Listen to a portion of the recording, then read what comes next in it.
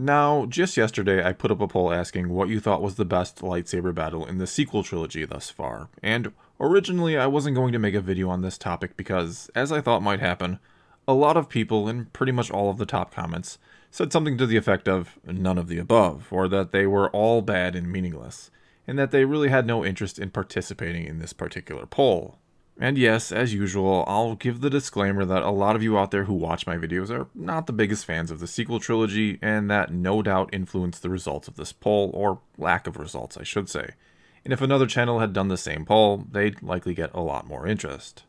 Nevertheless, these polls I've been doing the past couple weeks now, asking about the best lightsaber battles from all sources of canon, which is why I did this one about the sequel trilogy in the first place, have really got me wondering if missing the mark with these battles, which many of you said in the comments was the problem, has been one of the biggest flaws of the sequel trilogy thus far.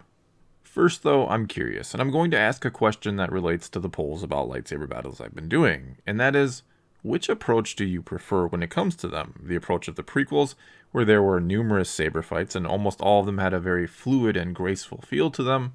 Or do you prefer the original trilogy, where such battles were rare, with there only being 3 in the whole trilogy, whereas Revenge of the Sith had 5 in it alone? And do you prefer the, shall we say, slower, grittier feel of those original trilogy fights? The fact that they looked nothing like well-choreographed dances, and instead a bit more random and even brutal, you could say. Anyway, so far the sequel trilogy has gone for a somewhat mixed approach. The first movie, The Force Awakens, featured essentially one duel, and it had almost a crude, visceral feel to it, where it was 2 people hacking away at each other, not completely unlike Luke hacking away at Vader in The Empire Strikes Back, though it could leave one wondering why Kylo Ren didn't use Force powers against Rey, like Vader did against Luke, especially since their goals seem the same in both cases. They wanted to turn their opponents to the dark side to gain an apprentice.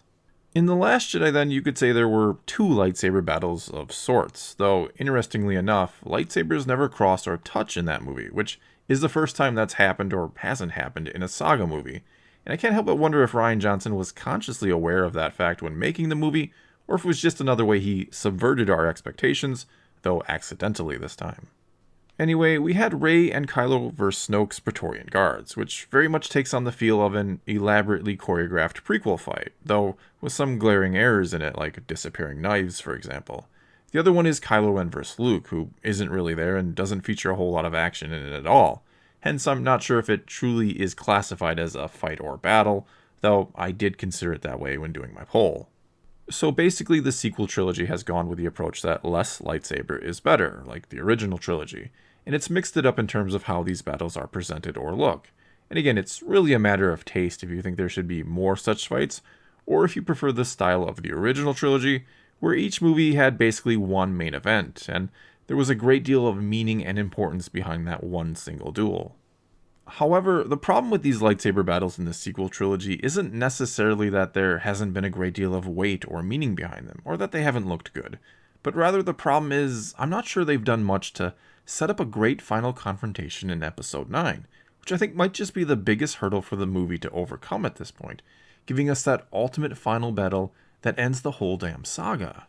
Because with just one movie to go, I really don't know how you effectively set up any sort of tension or drama for yet another confrontation between Rey and Kylo Ren, which is almost certainly how this is all going to end. Nor do I know how you make a showdown between them anywhere near on par with the finales of the other 2 trilogies, those of course being Anakin vs. Obi-Wan in the prequels, and Luke vs. Vader in the original. And what's even more concerning is that, again, this confrontation now has to be the end of everything, the end of the whole saga. It's the grand finale of everything that's come before it. And as I've said in other videos, if the ending of Episode 9 doesn't outdo or outshine the ending of Return of the Jedi, or at the very least come somewhat close to it, if it doesn't give a reason to undo what happened at the end of Episode 6 between Luke and Vader, and how it brought everything to a perfect, yet bittersweet end, then the sequel trilogy will fail to justify its existence, and it'll look even more like a blatant cash grab than it already does, meant to just capitalize off of a name. And in my opinion, the biggest mistake the sequel trilogy has made thus far may very well be with all of these lightsaber battles, all 3 that I mentioned, in that they haven't set up or left anything for the final movie in the trilogy to really do or show us. I mean, first of all, we had the one between Rey and Kylo Ren in The Force Awakens, and not only did it show us Rey beating Kylo Ren already, which immediately takes a great deal of tension out of another future encounter, but the far bigger problem is how she did it. She simply closed her eyes and let the Force in, and became seemingly unstoppable.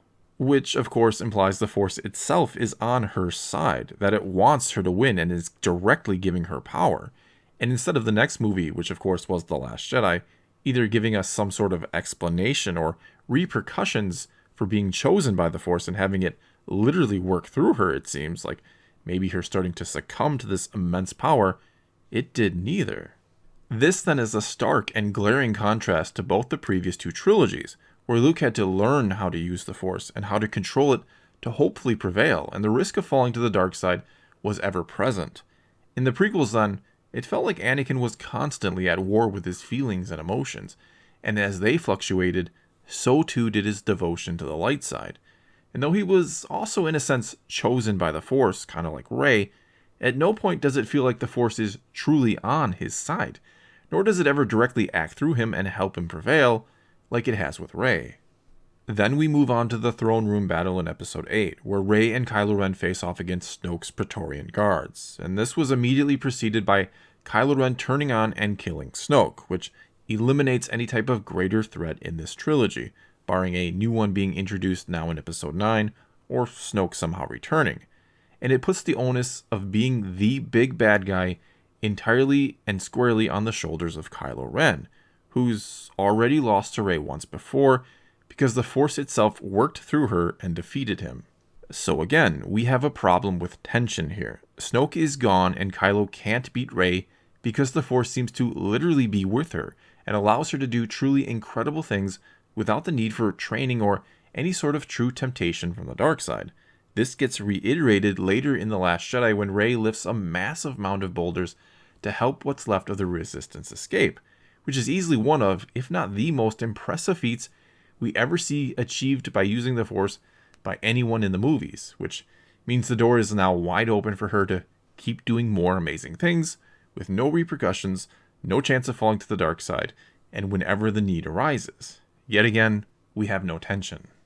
Furthermore, we've now seen Rey and Kylo Ren team up and fight together thanks to the throne room scene. So to do it again in the next movie, for them to join forces to fight I don't know what, because again, Kylo is the only force-wielding threat at this point, well, it's not going to have anywhere near the same impact anymore. You already played your hand there, and worse yet, they didn't really do anything with it. It changed nothing. I mean, they could have gone with some sort of shocking twist after they joined together to stop Snoke's guards, like Rey siding with Kylo Ren because he's offering her what she's always wanted, a place to belong. Or maybe a real crazy twist like Kylo seemingly going to the light, which would have gotten people talking and speculating until Episode 9 came out. But then it turns out it's all just part of a plot to find and destroy Luke, to finish what Vader started, which is to destroy the last light side Skywalker, or something along those lines. It could have been anything but the ending the movie gave us, which is Kylo Ren and Rey firmly entrenched on the same sides of the Force they started the movie on. And speaking of Kylo Ren versus Luke, there are so many glaring issues with this quote-unquote battle between them that we got. First, and mind you, I don't know the rules of Force projecting, but did Kylo Ren not sense it wasn't the real Luke, that he wasn't actually there? Kylo could sense his father on Starkiller Base, but couldn't sense this wasn't actually Luke on Crate. And why didn't Kylo think anything was amiss after they fired absolutely everything they had at Luke, and he didn't even have a scratch on him? I mean, what Force power was he using there that Kylo Ren was completely unaware of, when he was aware of the existence of Force projection, since he pondered earlier in the movie if Rey was using it? But for some reason, that wasn't his first suspicion for what Luke was doing now. And then what about the fact that Luke was using Anakin's old blue lightsaber, the one he and Rey had ripped into literally maybe an hour or so ago at best? That didn't send up any red flags for Kylo Ren? Or are we to believe Kylo was so angry and upset that he overlooked everything? And if that's the case, how are we supposed to see him as a genuine threat if the only thing that happens when he gets angry is that he makes stupid mistakes and completely loses focus? Didn't Palpatine tell Anakin in Revenge of the Sith that the dark side gives him focus? I mean, it'd be a whole different ballgame right now if Kylo became insanely powerful with the dark side every time he got angry to match Rey's crazy light side power for just being her, I guess. But nope, he just looks like a fool and ends up losing again. And that's the problem with Episode 9 and why so many fans are not excited for it right now. Because why should we believe Kylo Ren has any chance of winning? And look, I do want Episode 9 to be a good movie. I really hope I end up loving it, and that, even if it doesn't fix everything that's wrong with the previous films in the trilogy, that much like Revenge of the Sith, it really just stands out and is good in spite of some of the missteps in the 2 movies leading up to it. And I certainly understand a lot of you out there don't think there's a chance in hell it'll be good, or you want to see it fail because it might help accelerate changes at Lucasfilm in regards to how the franchise is being handled or who's running the show. However, I really do want this to be a good movie. I hate seeing Star Wars fail, but unless J.J. Abrams can find a way to truly give weight and meaning to a final confrontation between Rey and Kylo Ren, which the previous movies haven't really helped to set up, I fear this will fall way short of the ending of Return of the Jedi, and leave a lot of fans forever resentful that they undid the ending of one of the greatest stories ever told for this. Well, that's all I've got for you this time. Now it's your turn to let me know if you prefer the saber fights in the prequels or the ones in the original trilogy. And what do you think can be done at this point to add some real tension to the final encounter between Rey and Kylo Ren that we all know is coming, or is it just too late at this point? Let me know in the comments below and let's talk some Star Wars. And until next time, thanks for watching.